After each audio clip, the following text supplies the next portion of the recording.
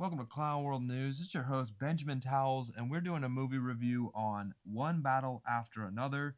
Too Long Didn't Watch. It's a good movie. I recommend watching it. It's well done. There's some reasons why I didn't want to watch it at first and I slept on it. Maybe that, maybe some things, maybe you've seen it. I don't know. Mostly it's just this poster that they kept posting everywhere, and it's this pregnant lady shooting a heavy machine gun, like an M60 or something like that. And I saw that and I just thought, I read a little bit about what it was about, and I just thought I just can't bring myself to willingly digest some propaganda. Like there's that scene, like that made me like not want to watch it. But I was wrong. I just want to say that I was wrong. This movie is amazing. There's a lot of nuance and subtlety to this movie, and it's not so clearly one-sided. There is some weird angle where it does feel at moments where are they just teaching people how to do some things. Like there's a scene where it's very clearly like, okay, that's a little bit too much on the YouTube tutorial for my liking. Maybe we shouldn't tell people that sort of thing. You can see a little scene coming up here in a sec. But in general, it feels like, wait for it. There's the. What I'm doing here is I'm creating a closed circuit. There's a lot of scenes like that that explain the sort of intricacies of, you know, resistance and whatnot. But I just genuinely have to tell you guys, this is not a bad movie at all. It's a great movie. I thought it was amazing. I thought if you remove all the politics from it, like not from it, but like remove all your politics, forget anything you care about, all that sort of which side you lean on, and just watch it for its merits as a movie. It's incredibly well made. It's incredibly well acted. It's very, very well written. Like the characters are very believable, and there's so much like subversion of expectations constantly, especially if you go in thinking that it's just going to be some propaganda, some slop. It's definitely not slop. It's definitely like, if there was anything to it, it definitely feels like the Joker. You know how Joker came out in like 2020 or 2019, and then all of a sudden the BLM riots happened, and it kind of was like predictive programming that made it so that at the very least people would think it was more plausible that people were going out and rioting, because that movie basically like taught people like, get up and go riot, it'll be sick, it'll be awesome, go do it. And then they kind of did, and it was like really well made, really well acted, well received, so that really drove it in there. I kind of felt that during this in certain scenes, especially when they're explaining how to make certain things and how to do certain things. But in general, I think it's either like an organic pullback away from all of this like super in your face on the nose propaganda. Like, do you remember when that there's like a new Mussolini TV series came out, and like there's a scene in the trailer or whatever where he's like about to go talk to a crowd, and then Benito Mussolini turns to the camera and he's like, "Let's make Italy great again." And it's like, that's a little too on the nose for me. I don't know if Benito ever said that. I don't I don't think he ever did.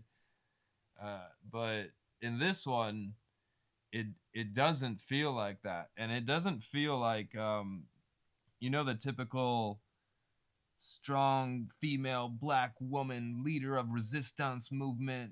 You know how like they'd be so smug and competent in most movies or a Marvel movie? They'd be like, I don't know, like hacking the mainframe by typing on the keyboard faster than any white guy or something like that.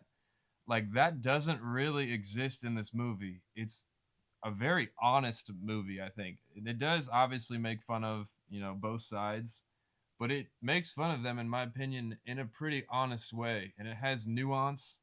And I don't know, I just want to say nuance like five more times because it's really like a key element in this movie. There's a lot of great actors. Benicio del Toro, Leonardo DiCaprio. I've heard some things. Was it Benicio del Toro is Leonardo DiCaprio just playing another actor, so like another layer on acting to like really get that true acting challenge. I've heard that before. Seeing them in scenes together makes it kind of fun. That's full schizo. We don't need to go full schizo. If you're just looking for a good movie, and it's a long movie, it's Paul Thomas Anderson, so he typically makes these like long movies. He made Boogie Nights and Magnolia, and like I think those movies aren't as they're well made, they're good, but they're just not as fun as this one was. This one was so much fun because of how interesting the story was. How like it starts out and there's a progression and there's like an evolution of the conflict itself. Like the characters don't necessarily evolve and change and go through arcs over time. There's definitely arcs to their stories, but they don't necessarily evolve per se, but the conflict evolves. The actual story, it starts out with just like a regular resistance movement, and before you know it, like the sophistication of the conflict is on like a whole new scale. But at the same time, normal society is just functioning as normal. I don't want to spoil anything or give away too much, but it's really good. It's really well done how they did it. I had a lot of fun. If you're like me and you thought, damn, there's a lot of women and black people in this movie that are, typically, and this is nothing against women or black people, but just typically, I've noticed a pattern when they do a lot of that in the last 5 to 10 years. It really feels like they're just kind of like taking advantage of that angle and they're just playing some cards and maybe getting some of that was that ESG score money or that where you get money to produce something, but then you don't actually have to sell tickets anymore. I don't think it was that. It definitely isn't that the black women resistance fighters in this are very authentically black hood women. So like, there's black women of all types. There's women of all types. There's nuance to what I'm saying. Take it with a grain of salt. But there's definitely like hood black women, and I feel like they often don't get depicted honestly in films. Like even in like Friday and those types of movies, hood movies, and or the Boys in the Hood. It's not often that you see like the authentic ratchet hoe black woman depicted in film. It's almost like it's taboo. But here we have it, and they're presented with nuance because they are resistance leaders and blah. They are doing whatever and they what they believe to be good. Blah blah blah.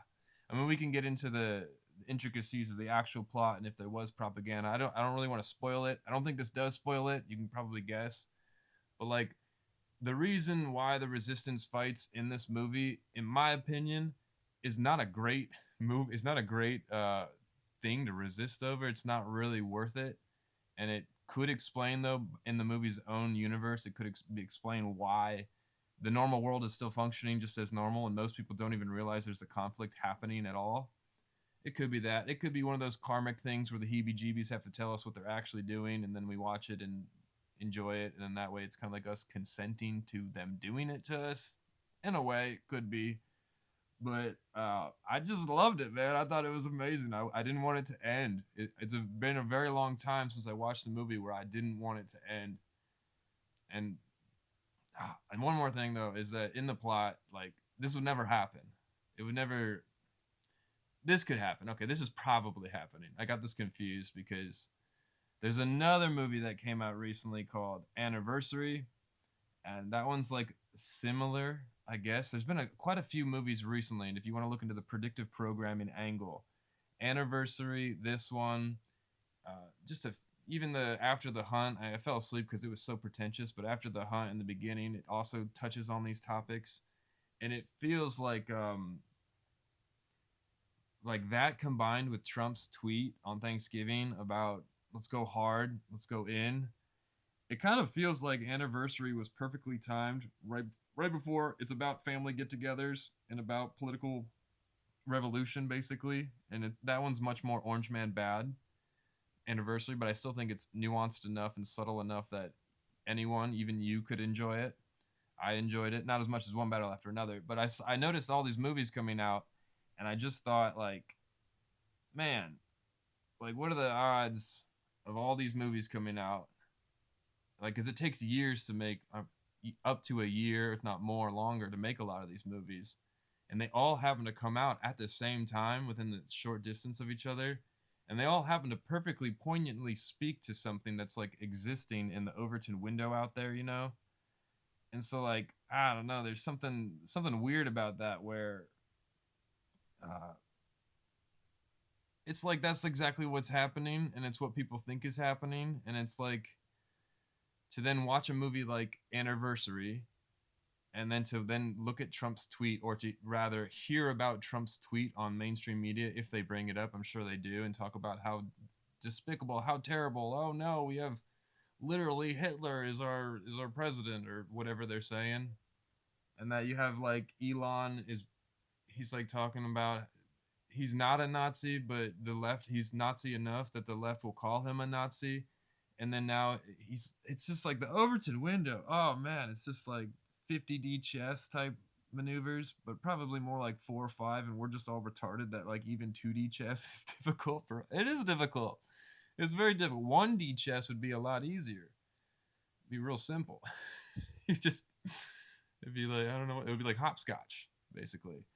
But anyways, I digress. I'm just ranting now. I just really loved one battle after another, and I feel though as if there was an angle with schizo in movies and predictive programming, there's an awful lot of signaling for some type of revolution, if you will, some type of something out there. And there's a lot of revolutionaries out there. I mean, even in 2020 in Joker, you could see a similar sort of thing, but much more for the left.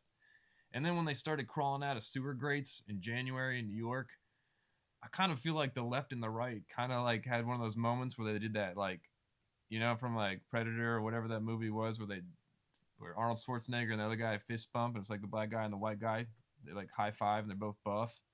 I feel like the left and the right had that moment, even though they're not fully on board for not liking the heebie-jeebie central for the same reasons. There still is some sort of like camaraderie happening.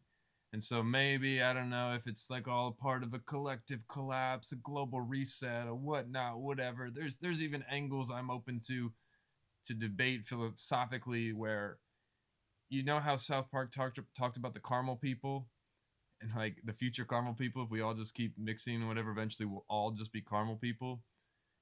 There's almost like some sort of like if you were an Illuminati elite, maybe you would think something along the lines of like, well, if there was some whatever's going on with the difference, whatever, I can't even talk about this. I don't give a fuck. But if there was differences between the races, maybe if you mix them down a bit, you could at least like eliminate a lot of the problems of assimilation between certain races and other races. Maybe you could level the playing field, perhaps. It sounds a little megalomaniac, maybe a little crazy, schizophrenic, emperor status, god emperor status, like making decisions on that level.